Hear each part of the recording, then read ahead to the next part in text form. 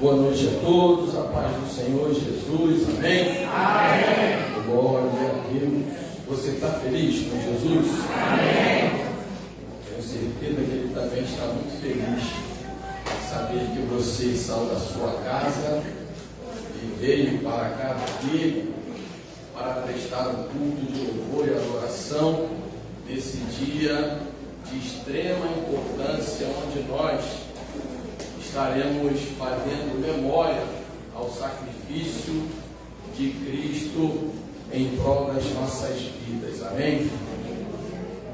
Hoje nós tivemos uma bela escola bíblica, eu não pude estar aqui, mas acompanhei pela internet alguns trechos, né?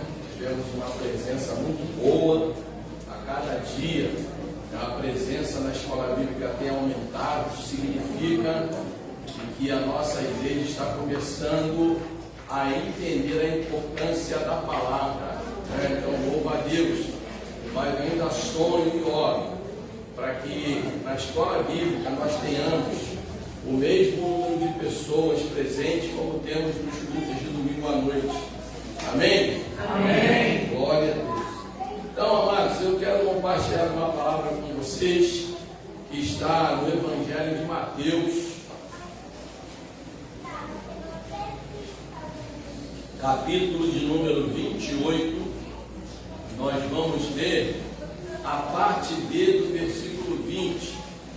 Eu tenho certeza que vocês já ouviram alguma mensagem em cima desse texto.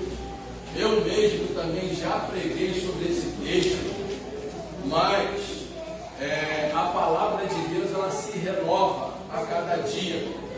Então eu tenho certeza que o que eu vou falar hoje, a maior parte das coisas que eu vou compartilhar serão coisas que eu não compartilhei outras vezes que eu preguei sobre esse mesmo texto. Então diz assim a palavra do Senhor. Eu vou ler aqui os demais versículos para a gente poder dar um entendimento melhor. Versículo 19 e 20 diz assim: Ide, portanto, fazer discípulos de todas as nações, batizando-os em nome do Pai, do Filho e do Espírito Santo, ensinando-os a guardar todas as coisas que vos tenho ordenado. E eis que estou convosco todos os dias, até a consumação dos séculos. Amém? Curve sua cabeça, feche seus olhos, mais uma palavra de oração. Pai, em nome de Jesus, diante da tua presença, como estamos nessa noite, e hoje com a responsabilidade, ó Deus, e o privilégio de poder compartilhar uma porção da tua palavra, a tua igreja, te pedimos, ó Deus, que tu seja mais uma vez misericordioso para comigo, a fim de que eu seja um canal, um instrumento, um manancial de vida para todas as pessoas aqui presentes, que essa palavra ela encontre guarida em cada coração e traga os resultados esperados, para que a tua igreja seja edificada e o teu nome glorificado. Em nome de Jesus nós oramos. Amém. Então eu vou ficar com a parte B do versículo 20, que diz: E eis que estou convosco todos os dias, até a consumação dos séculos.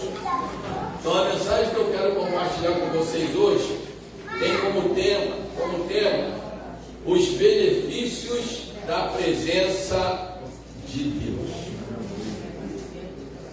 Amém? Os benefícios da presença de Deus. Então Jesus, após ressuscitar, ele vai para a Galiléia para encontrar com seus discípulos, que ele havia dito que depois da ressurreição ele apareceria aos seus discípulos. E ali então Jesus dá uma ordem aos discípulos, diz: olha, ide pregai o Evangelho por toda criatura e fazei discípulos de todas as nações, batizando em nome do Pai, do Filho e do Espírito Santo, e ensinando a guardar todas as coisas. Então, Jesus, antes de se tornar assunto aos céus, ou seja, antes de subir para o céu, ele reúne os discípulos que eram representantes da igreja daquela época, e ele deixa uma nobre missão para a igreja. Que nobre missão é essa? Fazer discípulos. Então a nossa missão como igreja, missão, tá? Existe o propósito e existe a missão. O propósito é glorificar a Deus em tudo que fazemos, mas a missão é fazer discípulos. Nós fomos chamados para fazer discípulos. Mas o que é fazer discípulos? Fazer discípulos não é somente transmitir conhecimento bíblico. Fazer discípulos é levar pessoas a ser transformadas e se tornar parecidos com Cristo. É uma transformação.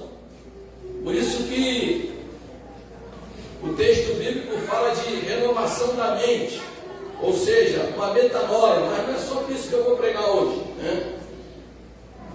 Não obstante ele deixar essa nobre missão, ele, sabedor de que para cumprir essa missão,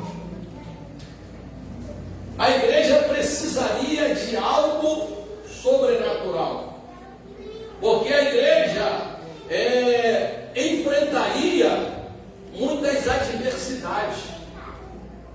A igreja teria que superar muitos obstáculos. A igreja ia se deparar com muitas batalhas.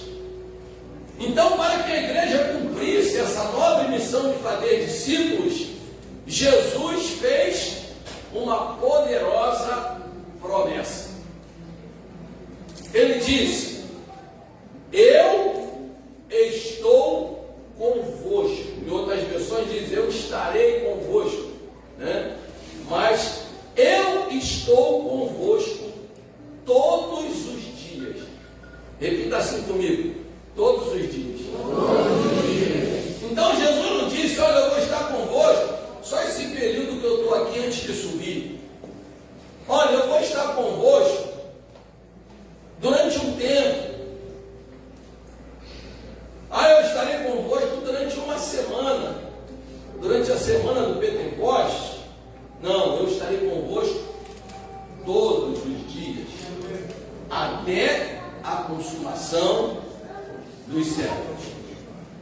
Então Jesus, ele faz essa promessa de estar com a igreja todos os dias, porque ele sabia dos desafios, das batalhas, dos obstáculos. Entretanto, essa presença não seria uma presença natural, não seria uma presença passiva, uma presença inerte, uma presença inexpressiva, uma presença infrutífera. Pastor, por que o senhor está falando isso? Porque, irmãos, na verdade, Deus sempre esteve presente com a humanidade. Deus, desde o momento que ele cria o ser humano, ele nunca mais abandonou o homem. O homem foi que abandonou Deus, mas Deus sempre esteve presente. Então essa presença que ele está falando é uma presença especial, porque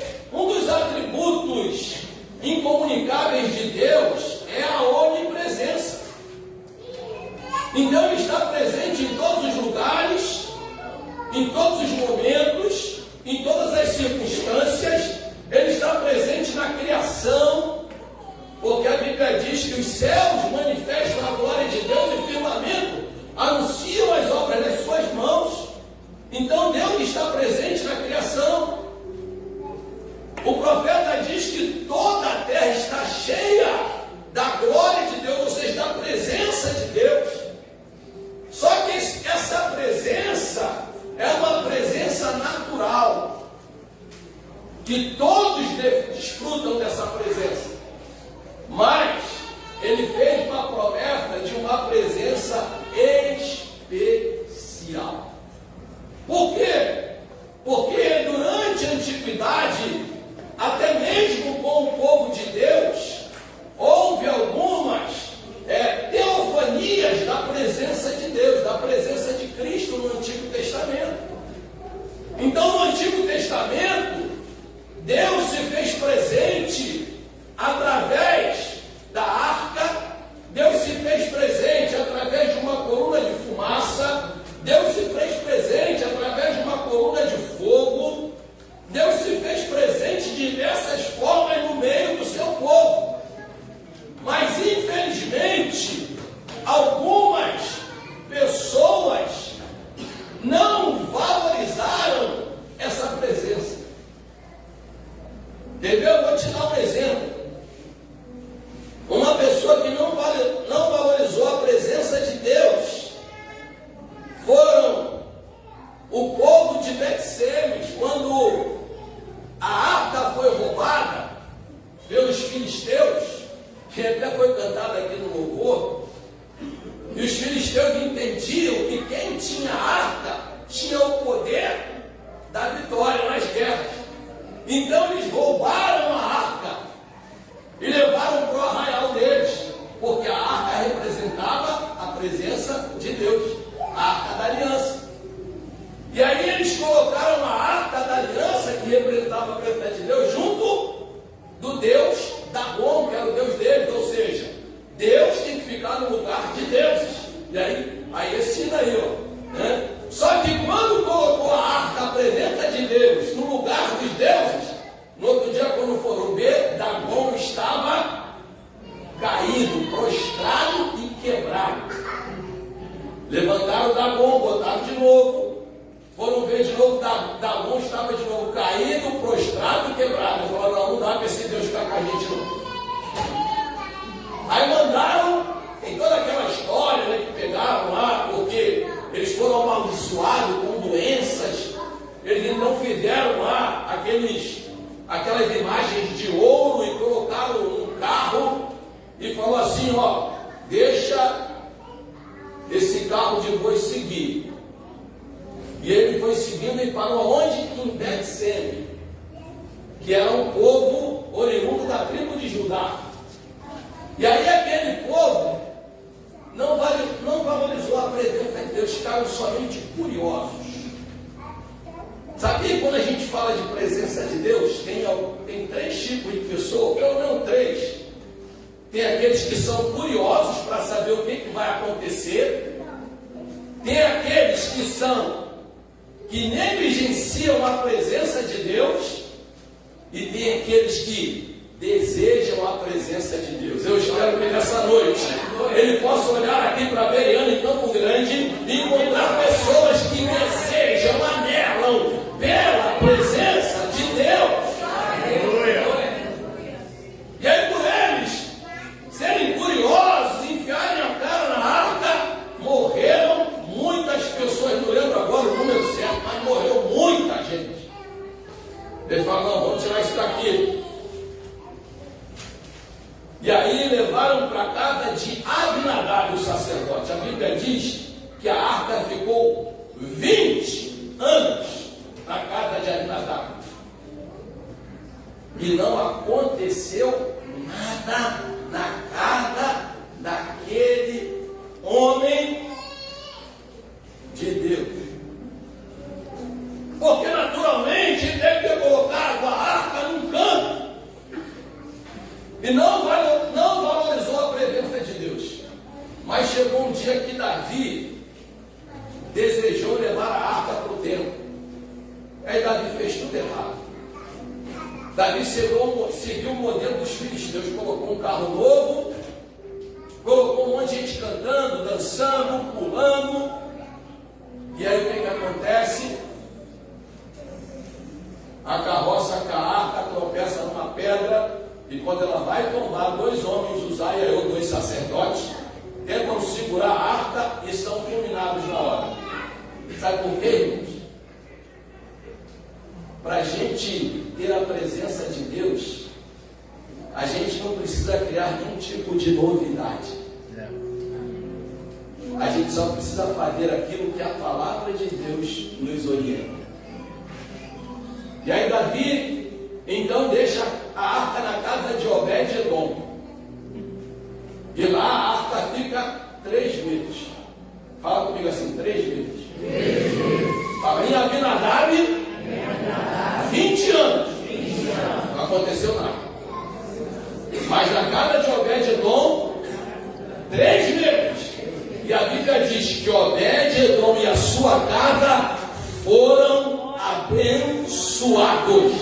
Ou seja, nós vemos 2 tipos de pessoas: aqueles que negligenciam a presença de Deus e aqueles que valorizam a presença de Deus. Quem negligencia, não acontece nada, mas quem valoriza, te prepara, tem vitória, tem resposta, tem milagre. Glória a Deus, aleluia.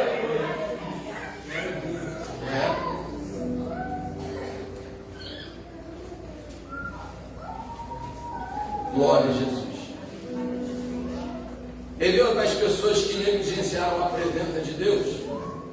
Os fariseus. Jesus andou no meio dos fariseus, dos religiosos, o tempo todo. E ele sempre questionando a presença de Jesus. E alguns até falaram que Jesus era um demônio. Não aconteceu nada. O povo de Nazaré, onde Jesus nasceu, a Bíblia diz que Jesus lá em Nazaré deixou de fazer muitos milagres por causa da incredulidade do povo, porque o profeta na sua casa não tem honra. Negligenciaram a presença de Deus, ó, não aconteceu nada.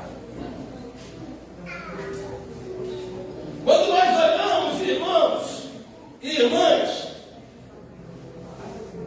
para a igreja dos últimos dias, nós vemos uma igreja preocupada com estruturas, com métodos, com técnicas que possibilitem a promover grandes eventos, a fim de atrair pessoas influentes para promoverem seus impérios religiosos, mas não estão interessados com a presença de Deus.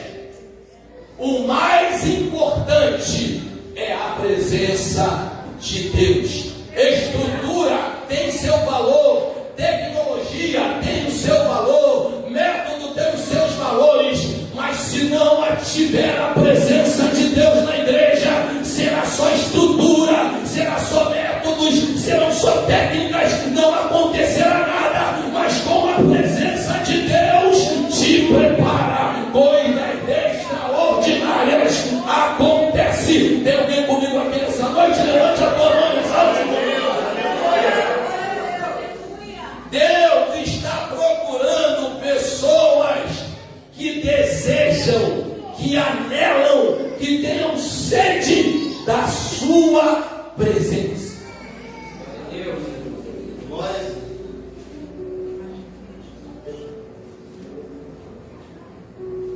E quando Jesus diz, eu estarei convosco, Jesus só está afirmando quem Ele é. Porque quando o profeta Isaías disse em Isaías 7,14, só existia emanações, só existia tipologias de Deus. Mas quando Jesus se faz carne e habita em nós, há uma manifestação visível da presença de Deus na terra. Durante 33 anos, Deus andou como homem nessa terra, trazendo os mistérios do céu e revelando na terra, fazendo uma conexão entre céu e terra e céu, homem e Deus, Deus e homem, natural com sobrenatural, possível com impossível.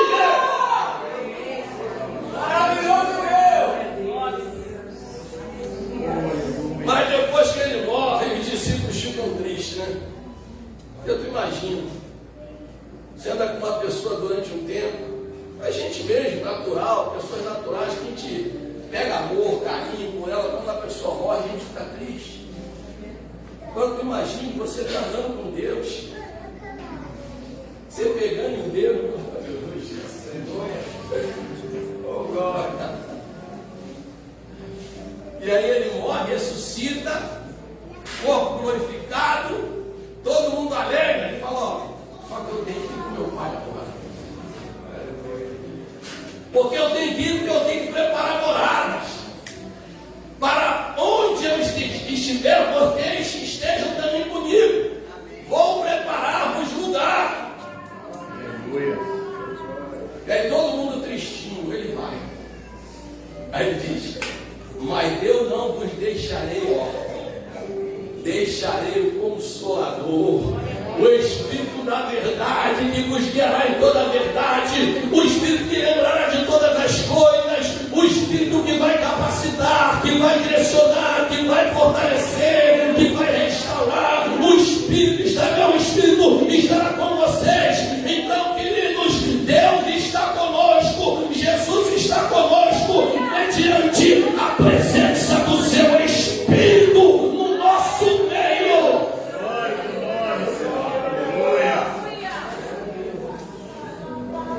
Então essa presença que ele disse não é para qualquer um.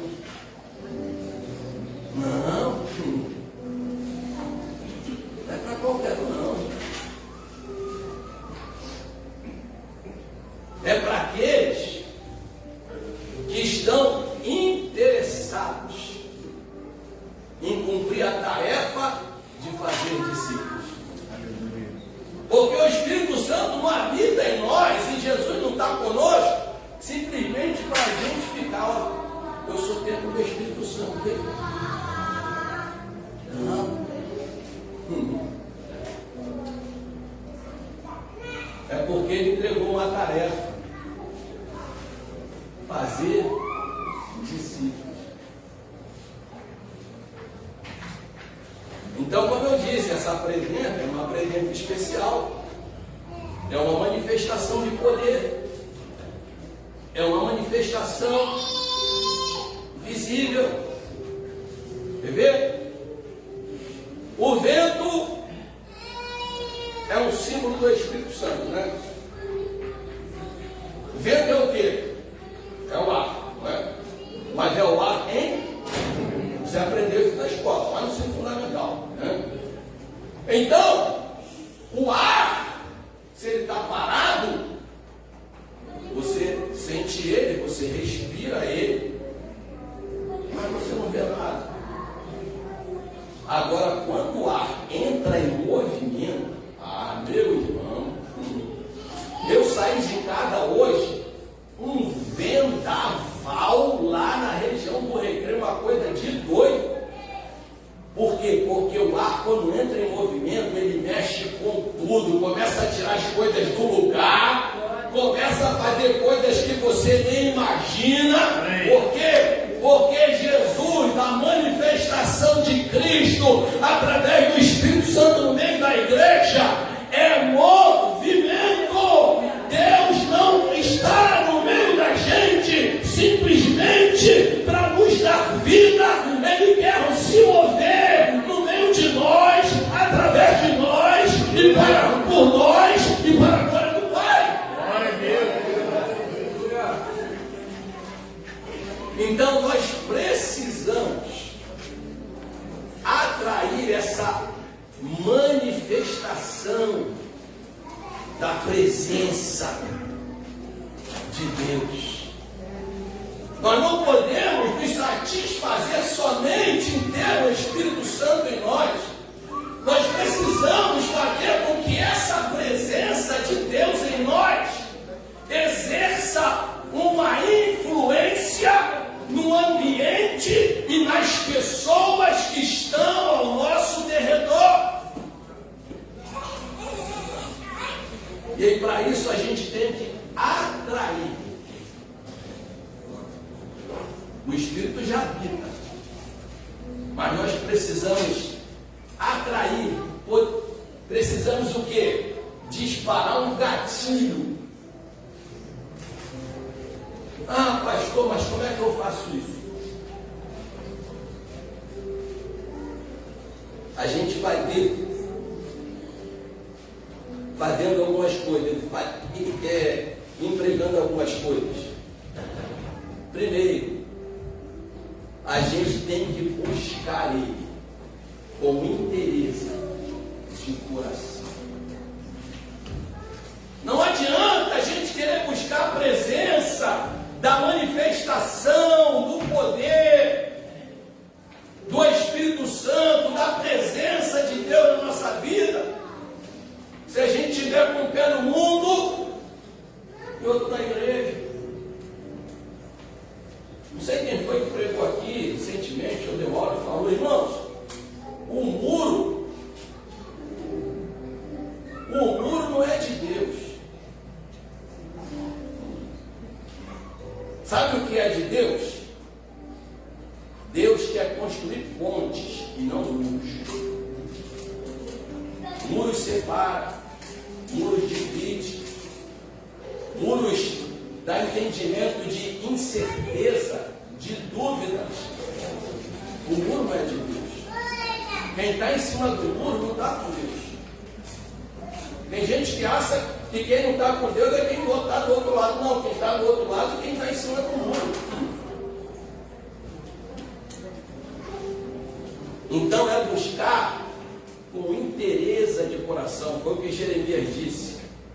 Jeremias 29:13, quando o Senhor, através do profeta, disse: buscar-me-eis e me achareis, quando me buscareis de todo o vosso coração.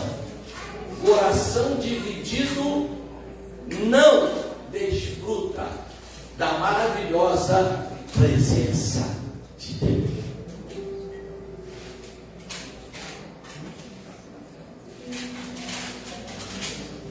O salmista diz no Salmo 42: assim como a corça anseia pelas águas, a minha alma tem sede de ti, ó Deus vivo. Quando entrarei diante da face de Deus, irmãos. A igreja tem que ter sede de Deus. A igreja tem que ser como uma corça. Sabe como é uma corça com sede? Ela corre para tudo quanto é lado, procurando água para saciar sua sede.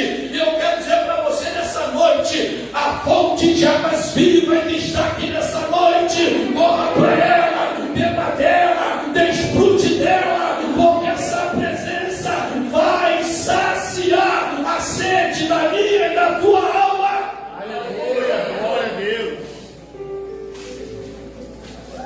Segundo, desfruta da presença poderosa de Deus aqueles que são fiéis.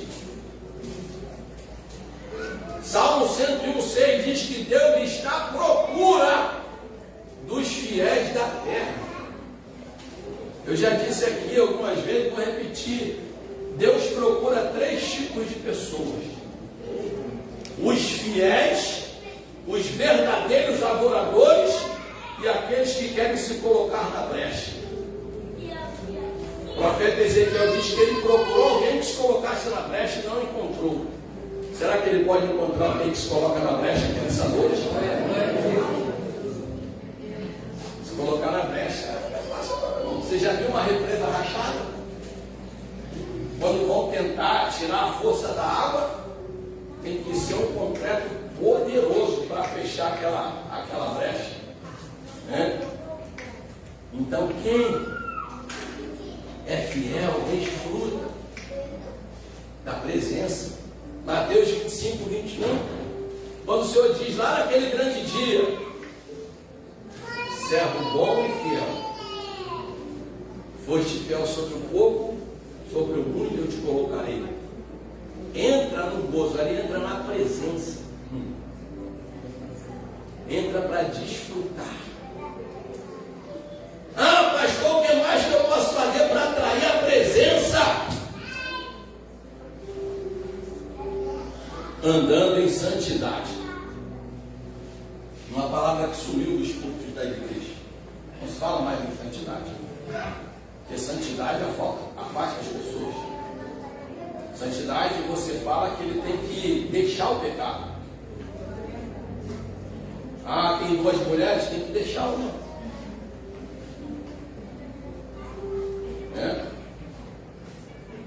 Ah, faz uns negocinhos no trabalho, umas falcatruazinhas, tem que largar. Ah, tem negócios, mas adultério não está fiscal. Porque quando se fala em adultério, todo mundo só fala em ato sexual. Não, irmão. Adultério é muito mais que ato sexual. Adultério fala de mudar a verdade, mudar o verdadeiro sentido e o propósito de alguma coisa. Então, quando você altera um documento, você está pecando, eu estou pecando. Eu sempre falo aqui, irmãos, se Jesus voltar com a declaração do imposto de renda, muita gente vai ficar. É um tal de crente colocar despesa que não tem na declaração. É um tal de dele procurar médico para fazer recibo. Eu lembro que quando eu tinha meu escritório de contabilidade, a galera me procurava para fazer declaração porque queria restituição. Aí eu lá, tem que pagar tanto. Que isso? Falei, é o que você tem aqui, filhão. Não, você não vai ser contado, não, vai me dar outra. Eu quero ter restituição. Eu me lembro que eu fui defender uma causa uma vez de um país de empresas, que teve uma época que os cartões de crédito foram pedindo recibo de todas as lojas. Isso aí foi lá em 80 e pouco. Ih, gastou muito tempo. Todas as lojas tinham que apresentar o cupom do cartão de crédito e a nota fiscal correspondente. Meu Deus, foi uma doideira. Ninguém sabia o que fazer, todo mundo sendo multado. Aí eu peguei minha documentação das empresas que faziam contabilidade, botei no braço e levei lá. Aí o cara, está tudo certinho. Mas como é que você me explica que esses sócios conseguem viver com uma prebenda dessa aqui? Eu falei, eu não explico nada, quem explica são eles. Eu só processo dados. O que eu recebo deles, eu escrituro, faço o cálculo do imposto que eles pagam. Se você quiser conversar sobre isso, procura os donos. Não, olha só, se eu for lá na loja, eu vou meter uma multa lá na época de R$1 milhão. Tá, vamos fazer o seguinte, eu vou te dar quentinho aqui, você fala com eles, eles dão um quentinho e a gente divide, você fica com 250 e eu com 250. Eu falei, sou um servo de Deus, não faço isso. Eu virei chacota na repartição. Aí o cara gritou, o fiscal gritou assim na repartição, ei, aqui ó, certinho, mostra para ele aquele cara que está lá na cruz, tinha um crucifixo com Jesus pendurado. Ali ó, o único que quis ser bonzinho, botaram ele no madeiro, meu filho. Você vai querer ir também ir para lá? Aí eu falei para ele assim, eu nunca irei para lá, sabe por quê? Porque a Bíblia diz que nenhuma condenação há aos que estão em Cristo Jesus. Entendeu, queridos? Então, santificação. Você quer desfrutar da presença de Deus? Seja santo. Com carinho, sacode quem está perto de você e fala, seja santo. Santidade para a gente é um processo, é integridade, né? A Bíblia diz em Hebreus 12:14, seguir a paz e a santificação, sem a qual ninguém verá o Senhor. Santificação não é perfeição, santificação é integridade. É você reconhecer que você por você mesmo não vai conseguir nada. Mas você se lembrar que as misericórdias do Senhor, elas se renovam a cada manhã, queridos. É por isso que Ele está conosco todos os dias, Ele está renovando todo dia a misericórdia. Sabe por que renova a cada manhã? Porque o pecado de ontem, a misericórdia de ontem não vale mais, tem que ser outra.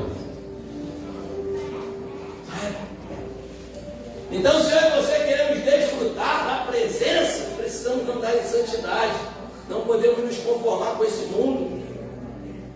Quarto lugar, precisamos viver em unidade. Porque Deus, a presença de Deus não está em lugares que há divisão. Divisão de propósito, divisão de pensamento. Não, divisão não é com Deus. Então, se você quer a presença de Deus na tua casa, esteja em harmonia com a sua esposa, com seus filhos. Filhos, se você quer desfrutar da presença de Deus na sua casa, seja obediente ao papai e à mamãe. Harmonia, unidade. Na igreja, se nós queremos desfrutar da presença maravilhosa de Deus, nós precisamos suportar uns aos outros em amor.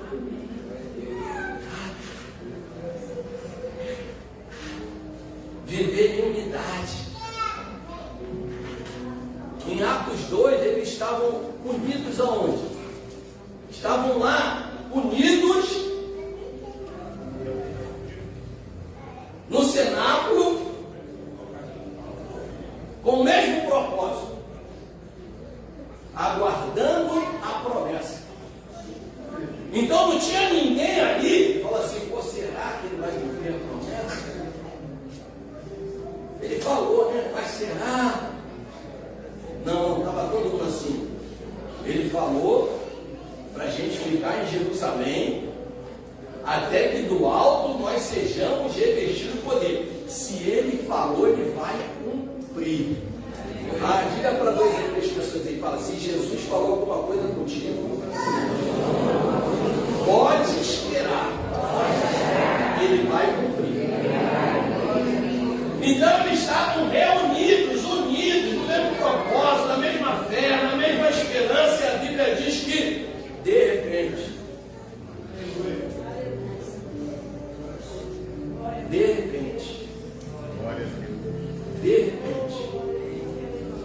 igual Paulo e Silas na prisão, estavam cantando louvores e de repente, as coisas de Deus são de repente. As coisas de Deus é quando você olha o cenário está totalmente contrário, só notícias ruins, só palavras de desânimo, só palavras de tristeza. Você olha a televisão nas reportagens, meu Deus, não sei o que vai ser dessa nação, não sei o que vai ser dessa economia, não sei o que vai ser desse Brasil, mas fica tranquilo, de repente a coisa vai virar. De repente a coisa vai virar, desde que a igreja esteja em unidade, orando e aguardando, esperando a ação de Deus. Quer desfrutar da presença maravilhosa de Deus, sim ou não? Então aprenda a reconstruir o altar de sacrifício. O povo de Israel no Antigo Testamento deixou o altar quebrado. Quebraram o altar de sacrifício. Mas aí o profeta Elias, ele chega lá, desafia os profetas de Baal, de Azera, e aí diz o texto na Bíblia que ele chama a nação de Israel e as tribos, as 12 tribos, e fala assim: vocês pegam cada um uma pedra representando uma tribo e constrói um altar. Constrói o altar. E depois que você construir o altar, coloca a lenha, corta tudo direitinho ali, bota lá em cima, mas depois pega a água e molha o altar, molha o rego e volta. Mas como molhar? Estava sem chuva, gente. O que o povo mais queria era água. Aí o Senhor pede para derramar água no altar. Seus crentes de hoje, meu Deus do céu. Jesus, você está maluco, Jesus? Está sem chover um tempão, ninguém sabe onde tem água. E se a gente conseguir alguma água, a gente vai guardar para a gente beber, que a gente sabe do quanto tempo vai durar essa seca. E a começar uma confusão. Eu não vou levar minha água. Se você quiser levar só, o problema é teu. Agora, se acabar a água, não vem me pedir, não. Sabe esses crentes abençoados? Quer levar a água, o problema é teu. Não sei quanto tempo vai ficar sem chuva aí, não. Não, todo mundo entendeu o que o profeta falou. É para derramar água? É para sacrificar água? Sacrificar o que eu mais preciso? Então vou lá.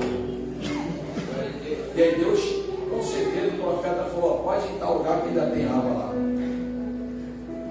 Sabe por quê? Porque o Espírito Santo, que é a fonte de água, ele sabe onde tem água. E eles então derramaram água. E o que aconteceu? A presença de Deus se manifestou através de fogo. Eles colocaram água, Deus mandou fogo. Pegou fogo na água. De vez em quando a gente queima a água também, né? Deixava no fogo lá, esquece, a água queima. Mas ele não, que queimou a água foi o fogo no Espírito. Sabe? Então, se nós queremos desfrutar dessa presença, busquemos com querer de coração, sendo fiel, andando em santidade, vivendo em unidade, reconstruindo o seu altar de sacrifício. Aprenda a fazer sacrifício a Deus. Não entra nessa conversa que o povo está dizendo: acabou, Jesus já fez todo o sacrifício. Jesus fez o sacrifício para a salvação. Você não precisa fazer nada para ser salvo, você só precisa crer na graça. Só isso. Mas a Bíblia diz lá em Romanos 12: não vos conformeis com esse mundo que, diz, Paulo disse assim, foi até o tema ontem da reunião de obreiros. Rogo-vos, pois, pela compaixão de Deus. Paulo estava pedindo ao povo, pelo amor de Deus. Sabe quando você pede alguma coisa a alguém, e ela não atende? Aí você já está no limite e fala assim: em nome de Jesus, vê se faz isso. Paulo está dizendo assim: pelo amor de Deus, rogo pela compaixão de Deus, que apresenteis os vossos corpos como sacrifício vivo, santo e agradável a Deus. Sacode quem está para falar isso? Aprenda a fazer sacrifício. Sacrifica tempos de lazer. Sacrifica a tua vontade. Mata o teu ego. Você vai desfrutar da presença de Deus. Então, já que eu aprendi como eu vou atrair, eu quero saber quais são os benefícios. Porque assim, o ser humano é assim. Todo mundo quer saber o que ele vai receber em função de algo que ele vai fazer. É assim, Deus sabedor disso. Deus coloca as condições, mas coloca também os resultados. Sabe? Ninguém faz nada sem esperar alguma coisa. Não é verdade? O próprio Deus disse, através do profeta Isaías, se eu não me engano, 64, ele diz assim, desde a antiguidade, nunca se viu, nem nunca se ouviu falar de um Deus que trabalha para aqueles que nele esperam. Ou seja, até Deus sabe que nós esperamos algo nele. Lembra do paralítico lá, na porta do templo? Olhou para os discípulos e a Bíblia diz que ele esperava receber alguma coisa deles. Todos nós esperamos algo de Deus. Fala para quem está me falando, fica tranquilo. Se você está esperando alguma coisa de Deus, e você tem procurado cumprir essas condições, fala, te prepara. Coisas extraordinárias acontecerão. Os benefícios de toda a presença de Deus. Primeiro, uma vida transformada. Você nunca mais será a mesma pessoa a partir do momento que a presença de Deus se apossar de você. Vai transformar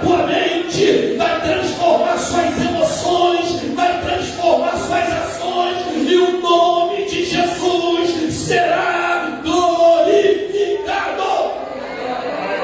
Porque a Bíblia diz que aquele que está em Cristo, nova criatura é.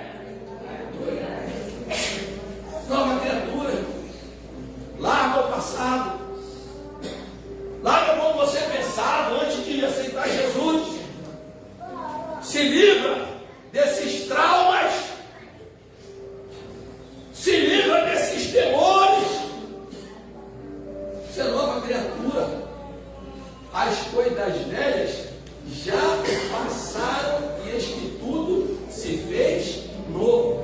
Porque a presença de Deus, ela transforma pessoas, ela muda a história, ela transforma o ambiente, ela altera as circunstâncias, porque quando Deus se apresenta, como foi cantado, quando o leão ruge, quem não temerá, quem não ouvirá? Ou seja, queridos, quando Deus se manifesta em alguma área da nossa vida, ninguém pode impedir, porque operando Deus, quem impedirá?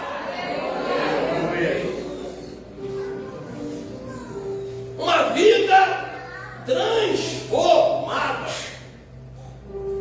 Lembra de Jacó? Foi transformado. Ele fez um voto com Deus: Senhor, se eu for comigo nessa viagem, me dê a casa própria, me dê a chave do apartamento, me aprovar um concurso, de tudo que eu fizer eu te darei o dízimo, e o Senhor será o meu Deus. Só que Jacó foi, fez um monte de coisa, ficou rico. Você não vê falando de Jacó nada, ele não dá nada para Deus. Não vê falando que Jacó levantou o altar. Aí ele quer atravessar o alto de Jaboque. Ou não, dá uma paradinha, filho. Você só vai passar para cá depois que eu mudar o teu nome. Sabe depois você muda? Ah, eu não vou te largar enquanto estou me abençoado. Tá bom, beleza, vamos brigar aqui. Toma na coxa. Olha. Porque quem briga com Deus sempre sai marcado. Para Deus nunca mais te perder de vista. Olha aí, estou vendo. Mas Deus também transforma. Jacó foi transformado. Nós fomos transformados. E não deixa o diabo dizer nada contra você. Você foi transformado. Você foi transformado. Você é uma nova criatura. Há um novo tempo de Deus para a tua vida. Porque quem atrai a presença de Deus passa a ter uma vida abençoada. Gênesis capítulo 17, 1 e 2. Abraão tinha recebido a promessa. Abraão já estava com 99 anos. Abraão achando que Damasceno que seria o herdeiro. Primeiro, teve lá Samuel, falou: dá um jeitinho aqui. Aceitou a sugestão de Sara, dá um jeitinho. Nasceu Ismael, perdão. O negócio está ruim. Aí só aparece Abraão, mas diz assim: Abraão, anda em minha presença, seja íntegro. Ou seja, vou para aqui os requisitos. Seja íntegro. E eu vou abençoar você e a sua descendência. Irmãos, quando a gente anda com alguém importante, a gente desfruta de um monte de coisa. Agora imagina tu andar com Deus, o Criador dos céus e da terra, o dono de todas as coisas, o que conhece tudo, o que exalta e abate, o que tira alguém para botar outro que ele quer. Aí o Senhor falou: anda em minha presença. Tem gente que não quer andar com Deus, irmão. Tem gente que anda com todo mundo, mas não anda com Deus. Sabe?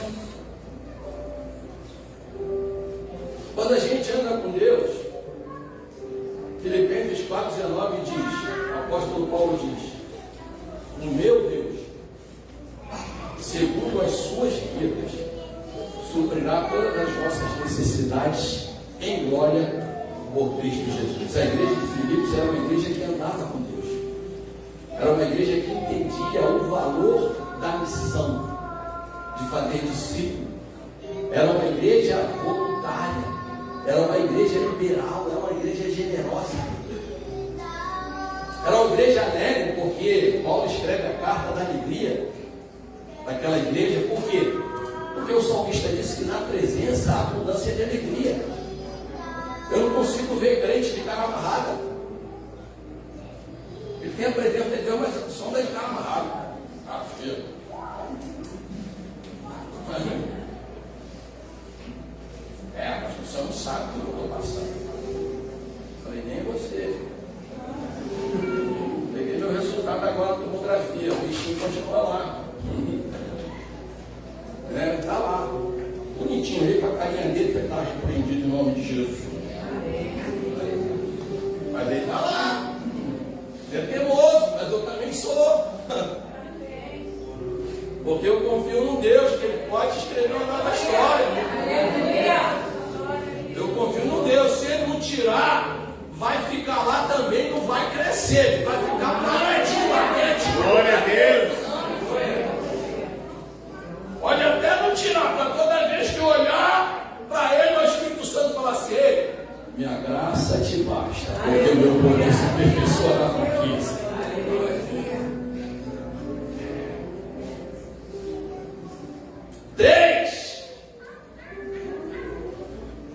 Quem tem a presença de Deus tem uma vida de superação.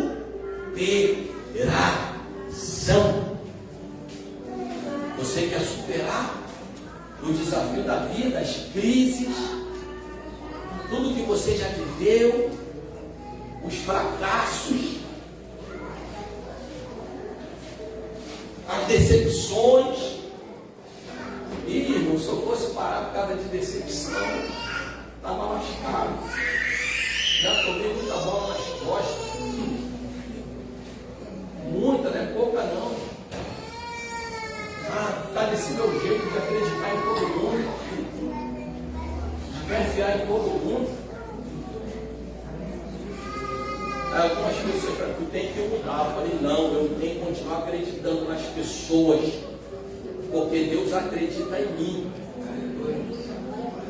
Eu preciso continuar acreditando que Deus pode transformar as pessoas.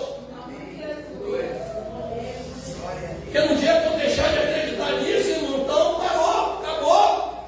Porque quem tem a presença de Deus crê na transformação. Uma vida de superação. Você pode imaginar José. José tem um sonho maravilhoso. Ver os feixes de trigo que representava os seus irmãos se curvando diante dele. Depois dele ver o sol e a lua se curvando diante dele, representando seus pais. Só que ele tem um sonho. Depois o que acontece? Os irmãos ficam sabendo. Quem ficou sabendo hoje? Irmãos. Cuidado para quem você conta teu sonho. Fala para quem está perto de você aí. Fala, cuidado para quem você conta teu sonho, hein? Cuidado, está pensando até que é irmão. Mas ele fala assim, pensando o quê? Pensando que é alguma coisa? Está querendo dizer que eu vou me provar de você? E aí os pais, quando olharam, agora nós também vamos se curvar de você. E aí foi jogado no calabouço, foi vendido, foi preso, foi assediado. Mas você vai ver em todas as fases uma frase do Espírito que faz toda a diferença. E o Senhor era com José. Amém. A presença de Deus estava com José. E aí José sai lá do calabouço e se torna governador do Egito. E ele superou os traumas. Imagina os crentes desse hoje. Governador, o irmão traiu e vai lá pegar coisa lá no Palácio da Guanabara. Chegou lá, ele, seu desgraçado. Você me vendeu, me jogou no poço, ó. A roda girou, agora eu estou em cima. Agora te prepara o louco que eu vou lascar em cima de vocês. Tem crente que é assim, irmão. Ele fala, vai chegar na vez. Não, José foi lá e eu disse para os irmãos dele, ó, não fica com medo disso não, sabe por quê? Porque quem fez tudo isso foi Deus. Foi a presença de Deus que me conduziu em todo esse processo. Sabe para quê? Para eu salvar nossa família. Tem coisa que eu e você passamos, meu irmão, tu não está entendendo nada agora. Mas lá na frente você vai entender. Diga aí para quem está pensando, tu não está entendendo nada agora. Mas lá na frente você vai entender. E o nome de Deus vai ser glorificado. Sabe? Tem vida de superação, irmão. Paulo pega os sofrimentos dele e diz lá em Romanos 8,18: porque estou certo de que as aflições desse tempo presente não são para comparar com a glória que há de ser revelada. Olha essa coisa linda, né? Coisa linda, mas tem muita gente que não acredita nisso. Paulo pega o sofrimento dele, 5 quarentenas de chibatada, prisão, naufrágio, um monte de coisa. Ele não fala assim, eu carrego comigo a marca dos traumas. Eu carrego comigo a marca dos fracassos. Eu carrego comigo o céu das águas, a marca das frustrações. Olha, não me incomode que essas conversinhas aí não, porque eu carrego no meu corpo as marcas de Cristo. É alguém que tem convicção da presença de Deus na vida dele. Ele entende que a presença de Deus nos ajuda a superar. Quem tem a presença de Deus tem proteção divina.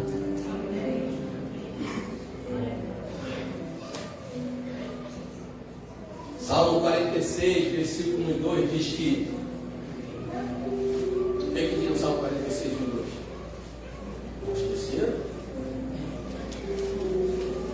Deus é o nosso refúgio, socorro bem presente na hora da angústia, pelo que não temeremos, ainda que a terra se mude e os montes se transportem para o meio dos mares, ao rio cuja alegra a cidade dos vivos. Deus está no meio dela, a presença de Deus está nela. Não será abalada, as nações se moveram, os reinos se moveram, a terra se derreteu. O Senhor dos exércitos está conosco, o Deus de Jacó é o nosso refúgio. Fala aí para quem está pensando, ei, Deus está conosco, Deus está contigo, você não está sozinho nessa não.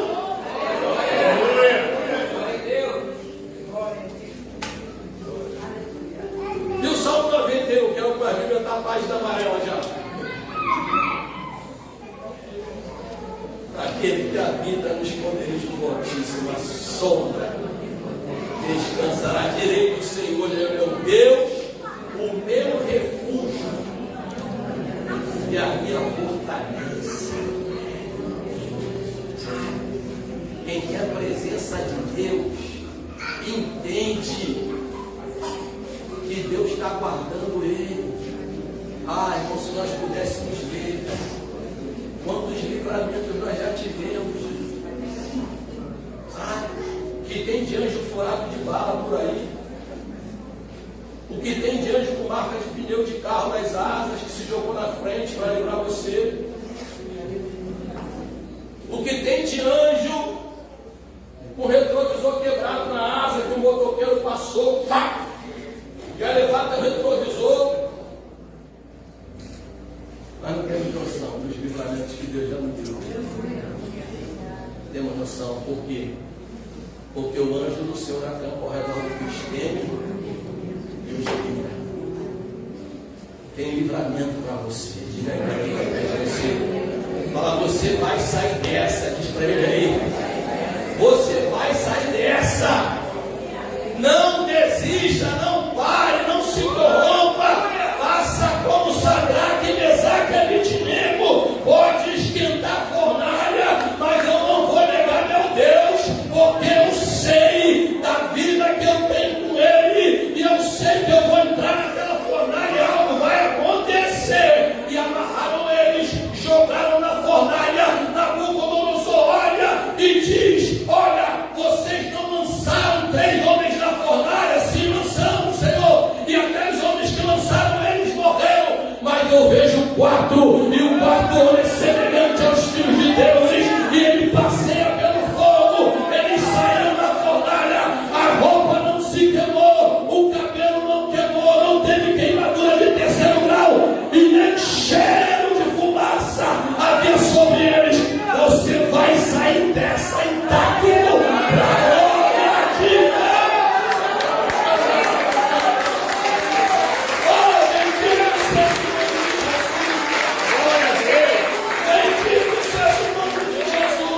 Sacode quem está contigo e fala: o 4º homem está aí, fala para ele aí. O 4º homem está contigo, querido. O 4º homem não te abandonou. Ele é Jesus revelado. Ele é o Jesus que se manifesta. Ele é o Jesus que está presente. Ele é o Jesus que realiza.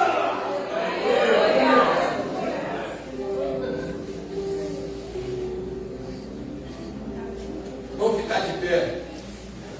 Como alguns pregadores dizem aí, para fingir que está acabando.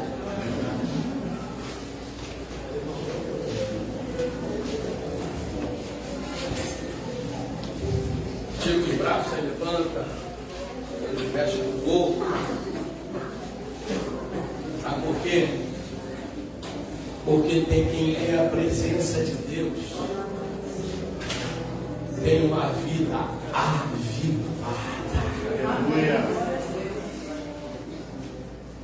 Abacuque, quando ele olhou destruição, vergonha, pode subir aqui, ele entrou num processo de questionamento. Por que disso? Por que daquilo? Por que aquilo outro? Até quando? Chega um momento que ele diz: eu ficarei na torre de vigília e aguardarei o que o Senhor tem para falar comigo. Então vem a presença de Deus sobre Abacuque e começa a mostrar para ele que tudo aquilo que ele estava fazendo tinha um propósito. E no final de tudo, Abacuque faz aquela declaração bombástica. Todos nós conhecemos. Abacuque 3,17. Ainda que a figueira não produza, ainda que não haja fruto da vide, o fruto da oliveira minta, no curral não haja vacas, todavia eu me alegrarei no Senhor, exultarei no Deus da minha salvação.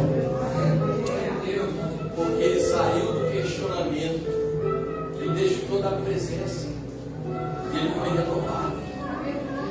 você vai ser renovado nessa noite. Os discípulos no caminho de Emaú, Lucas 24, 30 a 35, a Bíblia diz que eles estavam indo para Emaús, se afastando de Jerusalém. No meio do caminho, Jesus começa a andar com eles. Jesus começa a lembrar eles de tudo. E aí chega num dado momento. Vou abrir aqui que a gente vai encerrar já.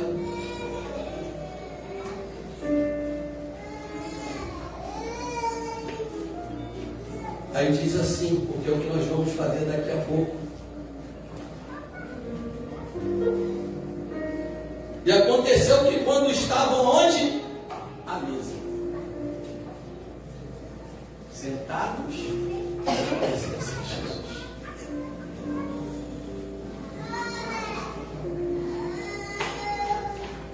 Tomando ele o pão, abençoou e tendo partido lhes deu. Então se lhe abriram os olhos. A presença de Deus abre os nossos olhos para coisas que nós não enxergávamos. Te prepara, Deus vai abrir teus olhos hoje. Para você começar a ver coisas que você não imaginava. Abriram os olhos e o reconheceram. Mas ele desapareceu da presença deles. E disseram um ao outro: porventura não nos ardia o coração quando ele pelo caminho nos falava, quando nos impôs as escrituras? E na mesma hora, levantando-se, voltaram para Jerusalém. Ah, queridos, crente que desfruta da presença de Deus não fica indo para Emaús. Crente que desfruta da presença de Deus, ele caminha para Jerusalém, porque ele é avivado, ele é renovado, né? Ele tem a presença do Espírito. Você viu o Pedro antes e o Pedro depois? Você vai ver várias vezes. E Pedro cheio do Espírito Santo, ou seja, Pedro cheio da presença de Deus. Você vai ver que Paulo, a Bíblia diz que Deus fazia pelas mãos de Paulo coisas maravilhosas, e as pessoas traziam até roupas para serem colocadas na mão de Paulo para que aumentos de enfermidades fossem curadas.